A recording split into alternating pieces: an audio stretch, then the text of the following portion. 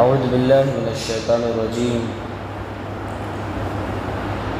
بسم اللہ الرحمن الرحیم فلنسألن الذین ارسل الیہم ولنسألن المرسلین فلنقصن علیہم بعلم وما كنا غائبین والوزن یومئذ الحق فمن ثقلت موازینہ فأولئک هم المفلحون ومن خفت موازینہ فأولئک الذین خسروا انفسهم بما كانوا بآیاتنا یظلمون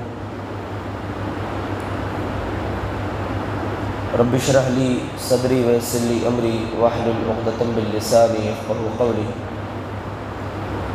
رب زدنی علما اللہم رب زدنی علما آمین۔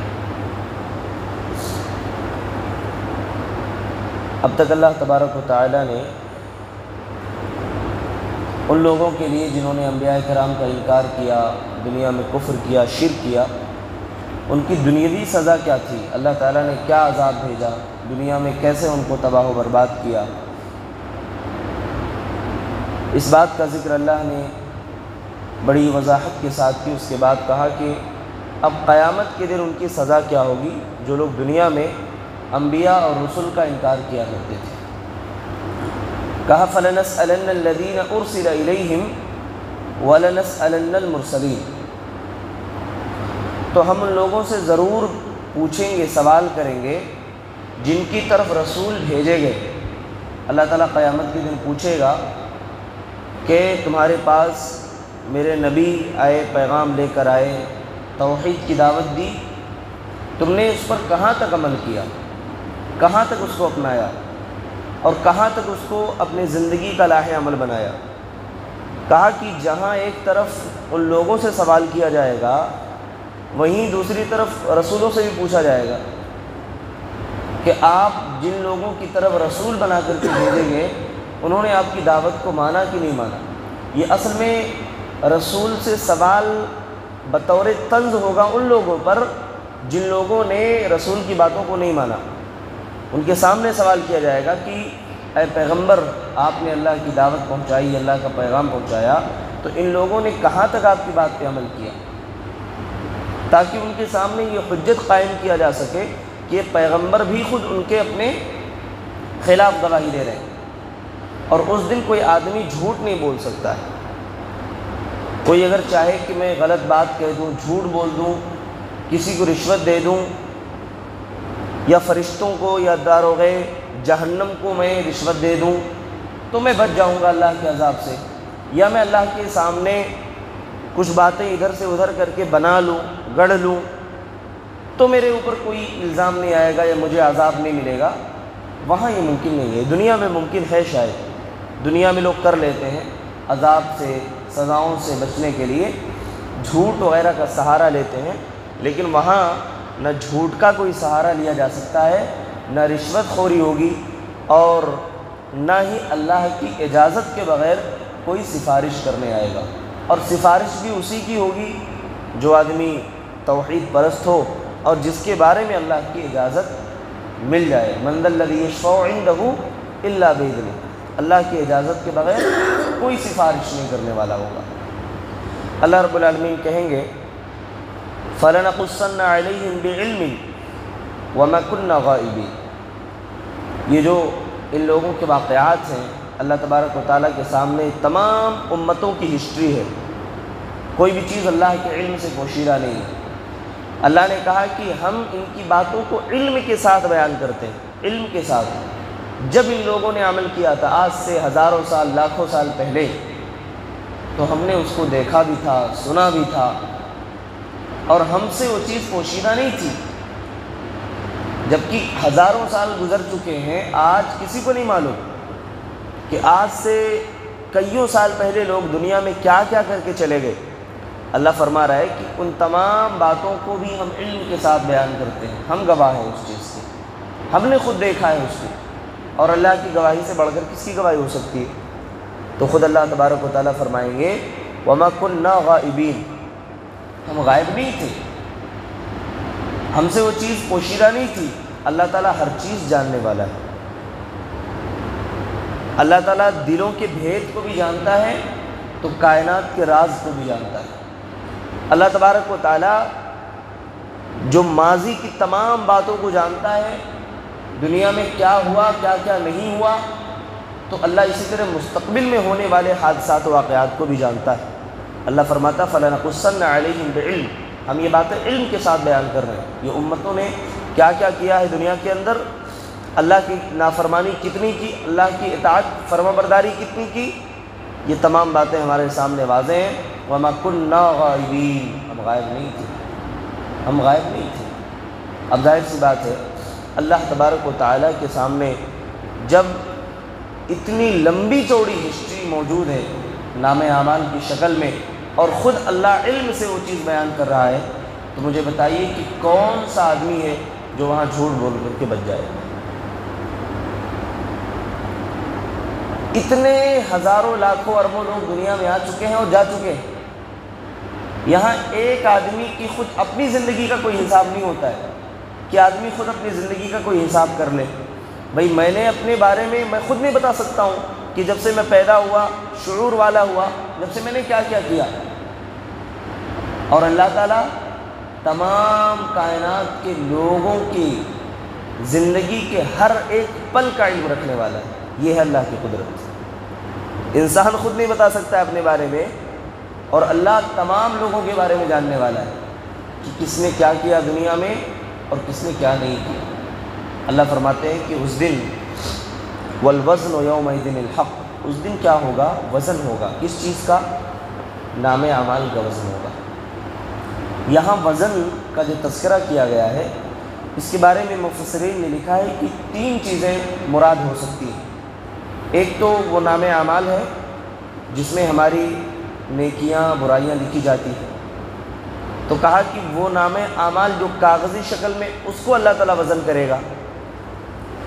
اور ایک دوسرا قول یہ ہے کہ اللہ تبارک و تعالیٰ ہمارے جو نام اعمال ہیں جو ہم کرتے ہیں ان کو ایک جسمانی شکل دے دے گا، پھر اس کا وزن کیا جائے گا۔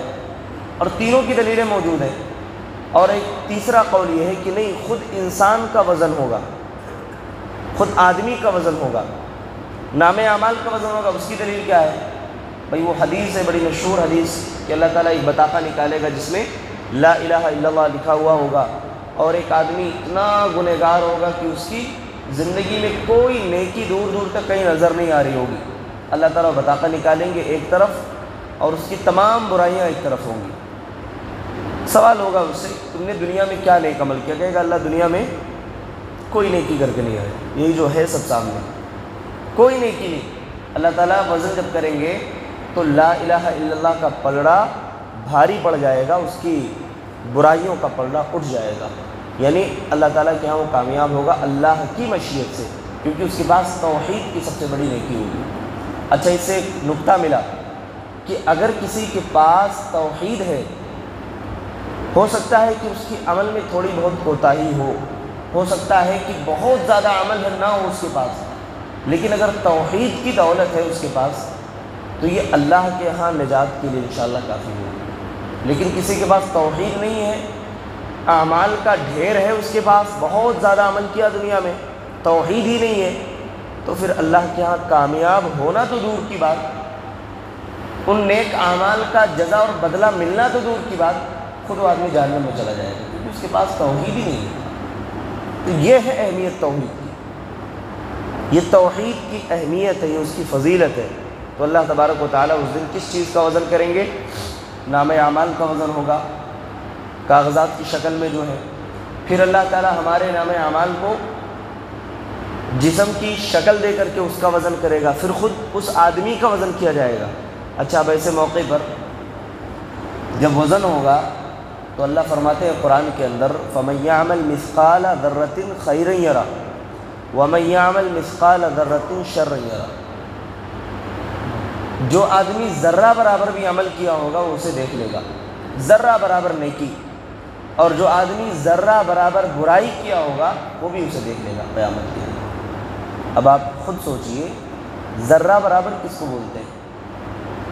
جو ہم اپنی آنکھوں سے یوں ہی نہیں دیکھ سکتے، ما یظہر بشعاع الشمس، ایسی چیز جو سورج کی روشنی سے ہواؤں میں اڑتے ہوئے جو ذرات ہوتے ہیں، جو سورج کی روشنی جب پڑتی ہے روشن دان پر تو جو ذرات دکھتے ہوئے نظر آتے ہیں وہی ہیں ذرات، عام مفت میں ہم نہیں دیکھ سکتے۔ اللہ فرماتا ہے کہ جو عمل تم دیکھ بھی نہیں سکتے، اگر اتنا بھی کوئی عمل ہے تمہاری زندگی کے اندر تو میں اسے حاضر کر کے لاؤں گا، میں اسے تمہاری زندگی میں کوئی نیک عمل ہے، کوئی برائی بھی ہے، تب بھی میں اسے تمہارے سامنے حاضر کر دوں گا۔ یہ اللہ تبارک و تعالیٰ کی قدرت ہے میرے بھائیو۔ ہم کوئی برائی کرتے ہیں، شاید بھول جاتے ہوں گے کہ ہم نے کبھی ایسا کیا تھا، لیکن اللہ نہیں بھولتا۔ ہم کوئی نیکی کرتے ہیں، شاید بھول جاتے ہوں گے کبھی زندگی میں شاید ایسی کوئی نیکی کی ہوگی، لیکن اللہ نہیں بھولتا۔ اللہ تعالیٰ وہ تمام ریکارڈ رکھتا ہے ہماری زندگی کے جو ہم اور آپ بھول جاتے ہیں۔ تو اللہ کے پاس ہر چیز کا ڈیٹا ہے، اور آج کی سائنس نے اس چیز کو سمجھنا بھی آسان کر دیا۔ آج سائنس اتنا ترقی کر چکی ہے کہ ہواؤں میں جو آوازیں گونج رہی ہیں، یا ہواؤں میں جو آواز تحلیل ہو چکی ہے، اس پر بھی سائنس کی دسترس ہے، اس پر بھی سائنس کی پہنچ ہے۔ اور زندگی میں انسان جو جو کام کرتے جا رہا ہے اس کا بھی ریکارڈ ہے آج ویڈیو کی شکل میں، ہے نا؟ ایس ڈی کارڈ کی شکل میں ساری چیزیں جو ہے دیکھ سکتا ہے، کہاں پر کیا ہوا کیا نہیں ہوا، کیمرے کی شکل میں دیکھ سکتا ہے۔ تو اللہ نے کہا ایسے ہی تمہاری زندگی کا ہر ریکارڈ ہمارے پاس ہے، پیدائش سے لے کر جب سے تم باشعور ہوئے، مکلف بنائے گئے، اس وقت سے لے کر کے مرتے دم تک کیا کیا دنیا میں کیا، وہ سارا ریکارڈ ہمارے پاس موجود ہے۔ اللہ رب العالمین ارشاد فرماتے ہیں فَمَنْ ثَقُلَتْ مَوَازِينُهُ فَأُولَئِكَ هُمُ الْمُفْلِحُونَ، تو جس کا وزن یعنی نام اعمال وزنی ہوگا نیکیوں کا، فَأُولَئِكَ هُمُ الْمُفْلِحُونَ، یہی لوگ جو ہے کامیاب ہونے والے ہیں۔ وَمَنْ خَفَّتْ مَوَازِينُهُ، اور جن کے اعمال وزنی نہیں ہوں گے، یعنی نیکیوں کا جو پلڑا ہے وہ ہلکا پڑ جائے گا، اللہ فرماتے ہیں فَأُولَئِكَ الَّذِينَ خَسِرُوا أَنفُسَهُمْ، یہی وہ لوگ ہیں جنہوں نے اپنے آپ کو خسارے میں ڈال لیا، اپنے آپ کو نقصان میں ڈال لیا، بِمَا كَانُوا بِآيَاتِنَا يَظْلِمُونَ، اس وجہ سے کہ ہماری آیتوں کے ساتھ یہ ظلم کرتے تھے، ہماری آیتوں کو نہیں مانتے تھے۔ اور 28ویں پارے میں اللہ تبارک و تعالیٰ نے بڑا ہی بہترین نقشہ کھینچا ہے کہ وَأَمَّا مَنْ أُوتِيَ كِتَابَهُ بِيَمِينِهِ، جس کے داہنے ہاتھ میں اس کا نامہ اعمال ملے گا، تو وہ آدمی لوگوں کو پکار کر کے کہے گا کہ یہ لو میری کتاب پڑھ لو، یہ لو میرے نامہ اعمال پڑھ لو، فَهُوَ فِي عِيشَةٍ رَاضِيَةٍ، بڑی خوشی والی زندگی میں ہوگا، بڑی مست و مگن زندگی ہوگی، اور ایسے زندگی ہوگی جو دنیا میں کبھی اس نے تصور بھی نہیں کی ہوگی۔ اور اس کے بعد یہ تو نیکی کرنے والے آدمی کا انجام ہے، نام اعمال دائیں ہاتھ میں سب کو دکھائے گا، بھائی لو پڑھ لو۔ جیسے ایک طالب علم جب اچھے نمبرات لاتا ہے تو بولتا ہے اپنے ماں باپ سے، اپنے رشتہ داروں سے، یہ لو پڑھ لو، میرا رزلٹ یہی ہے، دیکھو میں نے کتنی محنت کی تھی، آج ہمارے سامنے آ گیا۔ تو ایسے ہی جو آدمی دنیا میں نیکی کیا تھا، اللہ تعالیٰ کے یہاں جب نام اعمال ملے گا تو خوش ہو جائے گا، اللہ نے جو دیا وہ صحیح دیا، انصاف کیا اللہ نے ہمارے ساتھ۔ وَأَمَّا مَنْ أُوتِيَ كِتَابَهُ بِالشِّمَالِ فَيَقُولُ يَا لَيْتَنِي لَمْ أُوتَ كِتَابِيَهْ، جس کا نام اعمال اس کے بائیں ہاتھ میں ملے گا، کہے گا اے اللہ اے کاش میرا نام اعمال نہ دیا جاتا۔ اللہ رب العالمین فرماتے ہیں وَأَمَّا مَنْ أُوتِيَ كِتَابَهُ بِالشِّمَالِ فَيَقُولُ يَا لَيْتَنِي لَمْ أُوتَ كِتَابِيَهْ وَلَمْ أَدْرِ مَا حِسَابِيَهْ يَا لَيْتَهَا كَانَتِ الْقَاضِيَةَ مَا أَغْنَىٰ عَنِّي مَالِيَهْ، اے کاش موت آ جاتی تو اچھا تھا۔ مَا أَغْنَىٰ عَنِّي مَالِيَهْ، میری مال نے، میری شہرت نے، دنیا میں میری طاقت نے آج مجھے کچھ فائدہ نہیں پہنچایا۔ مَا أَغْنَىٰ عَنِّي مَالِيَهْ، میرے مال نے مجھ کو بے نیاز نہیں کیا، میرے مال نے کوئی فائدہ نہیں پہنچایا۔ حَلَكَ عَنِّي سُلْطَانِيَهْ، میری بڑی لمبی چوڑی حکومت تھی، سلطنت تھی، سب ختم ہو گئی۔ اللہ تبارک و تعالیٰ کی طرف سے حکم ہوگا خُذُوهُ فَغُلُّوهُ ثُمَّ الْجَحِيمَ صَلُّوهُ، پکڑ لو اس کو، اٹھا کر جہنم میں پھینک۔ یہ بتائیے کتنی بڑی سزا ہوگی اور کتنی سخت ترین وقت ہوگا، کتنا سخت اللہ تبارک و تعالیٰ کے سامنے جواب دہی کا مسئلہ ہوگا۔ آج یہاں ہم خود جو ہے اپنی زندگی کا حساب نہیں رکھتے ہیں، اللہ کے سامنے کیسے حساب دیں گے؟